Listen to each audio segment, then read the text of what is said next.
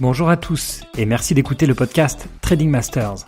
Je suis Xavier et je vais vous parler de stratégie d'investissement et de modèles de trading en me basant sur l'expérience des meilleurs traders de tous les temps. Bienvenue dans le 4e épisode du podcast Trading Masters.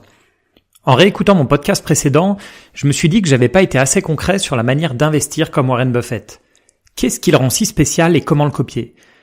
Quand je parle de copier, c'est pas investir dans les mêmes actions, ça c'est facile, car son portefeuille bouge très peu. C'est comment avoir la même démarche d'investissement.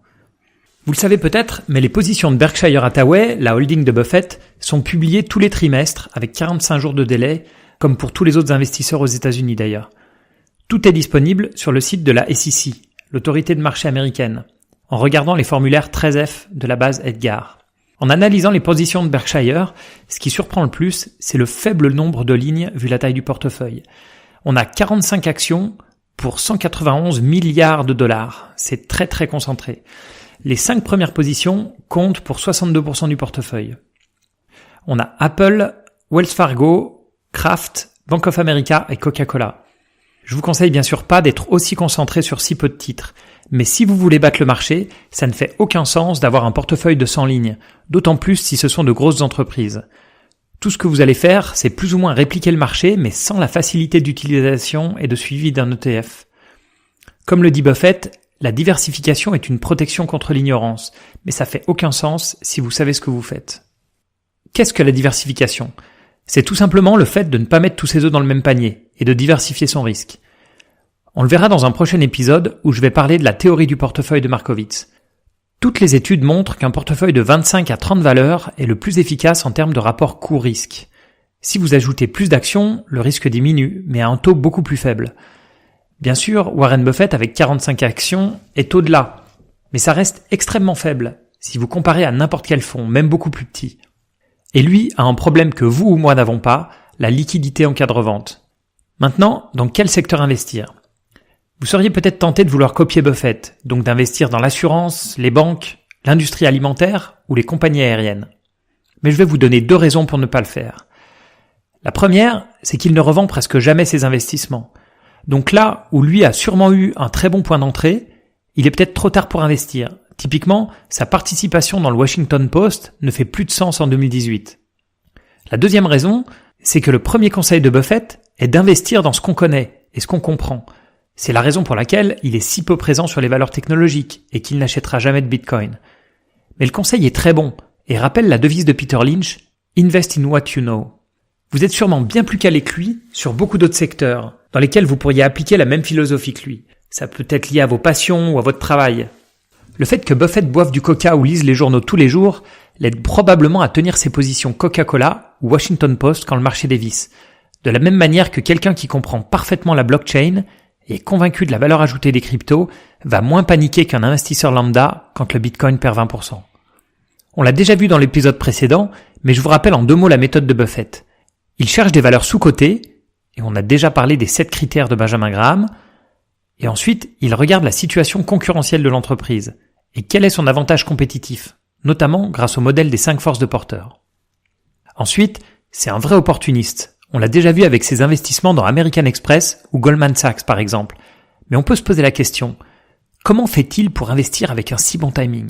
Ou plutôt, comment fait-il pour acheter quand tout le monde a peur ? Les principales réponses, c'est qu'il a des nerfs d'acier et qu'il ne se laisse pas influencer. Les nerfs d'acier, c'est sa capacité à croire en lui, en ses analyses, même s'il faut attendre des années pour voir son investissement être rentable. Mais pour attendre des années, ça veut aussi dire qu'on n'a pas besoin d'argent et qu'on a un horizon d'investissement super long. Donc des nerfs d'acier, oui, mais c'est aussi parce qu'il a un mode de vie très simple. Il vit dans sa petite ville d'Omaha au Nebraska, dans sa maison qu'il a achetée $31 000 en 1958. Il a le même salaire depuis 25 ans, c'est-à-dire $100 000 annuels, versés par Berkshire Hathaway. Tout ça peut paraître anecdotique, mais c'est au final toute la force de Buffett.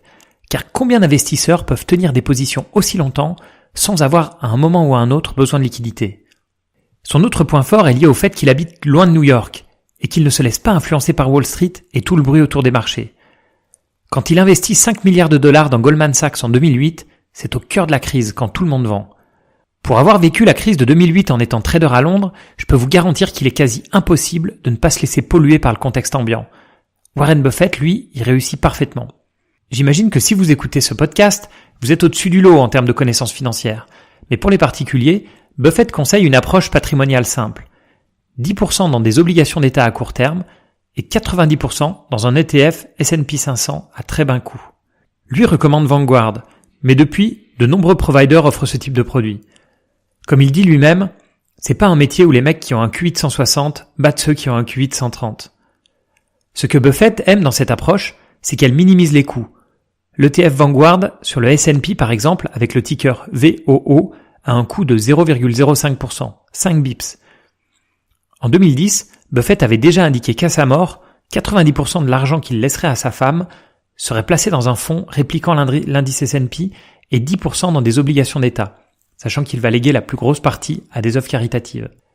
Les principaux avantages de cette approche très simple, c'est que déjà vous dormez bien, car vous savez que vous ne devez pas vous soucier des mouvements de marché à court terme, et en plus, vous appliquez la même méthode que Warren Buffett, l'investisseur star. Ensuite, en ayant une méthode buy and hold pendant des années, tout en réinvestissant les dividendes, vous profitez à fond des intérêts composés. Ensuite, vous minimisez les coûts, et enfin, c'est facile à mettre en place et prend peu de temps. Si vous voulez continuer à suivre Berkshire Hathaway et Warren Buffett ces prochaines années, ne ratez pas sa lettre aux actionnaires qui est publiée au début de chaque année en février. Pour l'anecdote, dans celle de 2018, il raconte que fin 2007, il avait parié $1 million qu'un fonds répliquant l'indice S&P 500 ferait mieux que 5 fonds de hedge fund de référence sur la période 2007-2017. Le fonds indiciel a finalement fait 40% de mieux que le plus performant des fonds mesurés. Pour avoir plus d'informations sur ce pari, je vous conseille le podcast We Study Billionaires, l'épisode 170, dont l'invité est la personne qui a fait le pari face à Buffett. Vous verrez, c'est super intéressant. Ils ont même fait un contrat avec leurs avocats respectifs pour que le pari soit officiel, ce qui était un peu plus compliqué que prévu. Pour revenir à la lettre annuelle, il dit aussi qu'il a 116 milliards de dollars à disposition, en liquidité et en obligations d'État à faible rendement, mais qu'il a du mal à trouver des cibles à prix raisonnable, à cause de la frénésie d'achat opérée par les grandes entreprises, profitant des taux bas. Je cite, « On aura un sourire plus large quand on aura redéployé le trésor de guerre de Berkshire dans des actifs plus productifs. L'objectif de Berkshire est d'accroître fortement les résultats du groupe hors assurance. Pour cela, il faut procéder à une ou plusieurs énormes acquisitions. » La lettre annuelle est beaucoup plus courte que les autres années. Elle fait 8000 mots contre un peu plus de 14 000 il y a un an, et ne parle pas des participations majeures de Berkshire, comme celles dans Apple ou Wells Fargo, ni du récent trou d'air sur les bourses mondiales. Ensuite, il dit aux actionnaires que même avec des marchés actions au plus haut, ce serait une terrible erreur de penser que les obligations sont plus sûres. Il écrit « Souvent, des obligations de notes élevées dans un portefeuille d'investissement en augmentent le risque. Il est impossible de dire comment les actions peuvent se comporter à court terme, mais à mesure qu'augmente l'horizon d'investissement de l'investisseur, un portefeuille diversifié d'actions américaines devient progressivement moins risqué que des obligations, à condition qu'elles aient été achetées à un niveau de valorisation raisonnable. » Là, on retrouve bien sa philosophie. Comme il continue à dire, en Amérique, l'investisseur en actions a le vent dans le dos. Pour revenir sur la personnalité de Buffett, il faut savoir qu'il lit 5 à 6 heures par jour et se pose tranquillement pour réfléchir à des problématiques liées à l'investissement. Il lit beaucoup de livres, mais démarre sa journée par la lecture de 6 journaux. Le Wall Street Journal et le Financial Times, bien sûr, The New York Times, USA Today, The Omaha World Herald et The American Banker. Comme il le répète souvent, lire 500 pages de finances par jour, tout le monde peut le faire, mais très peu de personnes le font réellement. On va s'arrêter là pour aujourd'hui. Pour le prochain épisode, je vais probablement parler des hedge funds, de comment être décorrélé des marchés financiers.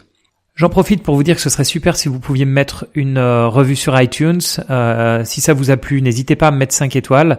Comme vous le savez, ça m'aide à être plus visible sur la plateforme. Merci à tous et dites-moi aussi d'ailleurs si vous avez certains sujets dont vous aimeriez parler. Allez, ciao et au prochain épisode.